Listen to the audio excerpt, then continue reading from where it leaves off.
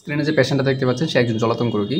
জলাতঙ্কর মৃত্যু হার হচ্ছে শতভাগ, অর্থাৎ একবার যদি কারো জলাতঙ্ক হয়ে যায় তাহলে তার মৃত্যু অনিবার্য, তাকে বাঁচানো সম্ভব না। এখন জলাতঙ্ক আসলে কেন হয়? র্যাবিস ভাইরাস নামক একটা ভাইরাস আছে। র্যাবিস ভাইরাসে আক্রান্ত যদি কোনো বিড়াল অথবা কুকুর অথবা শেয়াল আপনাকে খামচা দেয় অথবা কামড় দেয় তাহলে আপনার জলাতঙ্ক হবে, যদি না আপনি ভ্যাকসিন নেন। ভ্যাকসিন কীভাবে নিতে হবে আমি একটু পর বলতেছি। কী কী লক্ষণ দেখা দিলে আপনি আসলে বুঝবেন যে একটা মানুষের জলাতঙ্ক হচ্ছে কিনা?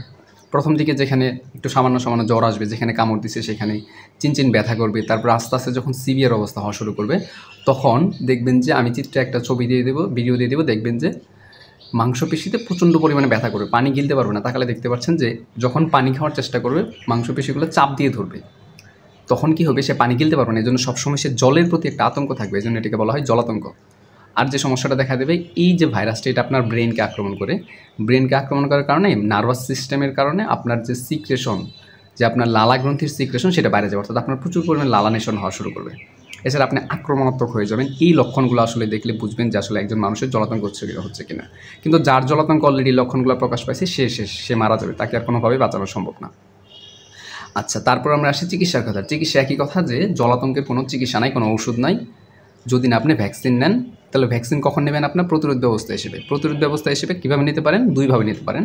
ধরেন আপনি আজকে চাচ্ছেন যে আমি আজকে ভ্যাকসিন দেবো, আপনাকে আজকে বিড়াল কুকুর কিছুই খামচা দেয় না, কামড় দেয় না, আপনার ইচ্ছা হলো আমি এখন ভ্যাকসিন নিয়ে নিব প্রোটেকশনের জন্য, তাহলে আপনি ভ্যাকসিন নিতে পারেন। এটা নর্মালি যারা হচ্ছে পশু নিয়ে কাজ করে, চিড়িয়াখানায় কাজ করে অথবা যারা পশুপালনের সাথে জড়িত, তারা সতর্কতার জন্য আগে থেকে ভ্যাকসিনটা নিয়ে নেয়। এক্ষেত্রে আপনার 3টা ডোজ নিতে হবে। প্রথম দিন আজকে একটা নেবেন, 7 দিন পরেটা নেবেন, 21তম অথবা 28তম দিনে একটা ডোজ নিয়ে আসবেন, তারপরে 1 বছর পরে যায় বুস্টার ডোজ দেবেন। এই হচ্ছে আপনার আগে থেকে, এটাকে বলা হয় প্রি এক্সপোজার প্রোফাইল্যাক্সিস, অর্থাৎ আপনাকে কামড় দেয় নাই বা আপনি আক্রান্ত হন নাই, এখন আপনি নিজের সতর্কতার জন্য ভ্যাকসিন নিয়ে নিচ্ছেন। আরেকটা যেটাকে বলা হয় পোস্ট এক্সপোজার, অর্থাৎ আপনাকে বিড়াল অথবা কুকুর খামচা দিচ্ছে, এখন আপনি চাচ্ছেন যে আপনি ভ্যাকসিন নেবেন যাতে আপনার র্যাবিস না হয় আর কি। তখন আপনি কী করবেন? মনে রাখবেন যে WHO আমাদেরকে 3টা ক্রাইটেরিয়া দিচ্ছে, 3টা ক্রাইটেরিয়ার ভিত্তিতে আমরা চিকিৎসা নেব। প্রথম কথা হচ্ছে, ধরেন এরকম একটা স্থান যেখানে কোনো ক্ষতস্থান নাই, এখানে যদি আপনার পালিত বিড়াল অথবা কুকুর যদি আপনাকে শুধু একটু লালা ফেললো, এখানে চাটলো, তাহলে আপনার ভ্যাকসিন নিতে হবে না, আপনি সুন্দর করে সাবান পানিতে অনেকক্ষণ ধুয়ে ফেলবেন।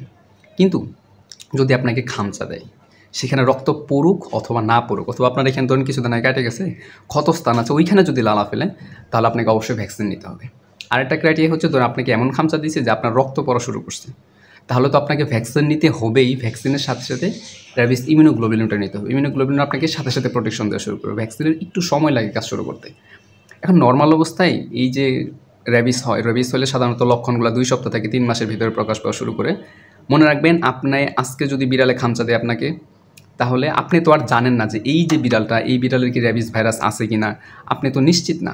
মানে আপনি কি বসে থাকবেন যে আর আসলে র্যাবিস ভাইরাস আছে কিনা এটা জানার জন্য? আপনি তো আর বসে থাকবেন, আপনাকে বাঁচাতে হবে, কারণ একবার র্যাবিস হয়ে গেলে আপনি মারা যাবেন। এই জন্য আক্রান্ত হওয়ার বা খামচা দেওয়ার বা কামড় দেওয়ার 72 ঘন্টার ভেতরেই খুব দ্রুত হসপিটালে চলে যাবেন, ইমার্জেন্সি ইউনিটে চলে যাবেন। আপনি বলবেন যে আপনি র্যাবিস ভাইরাসের ভ্যাকসিন দিতে চান, তাহলে মোটামুটি হয়ে যাবে।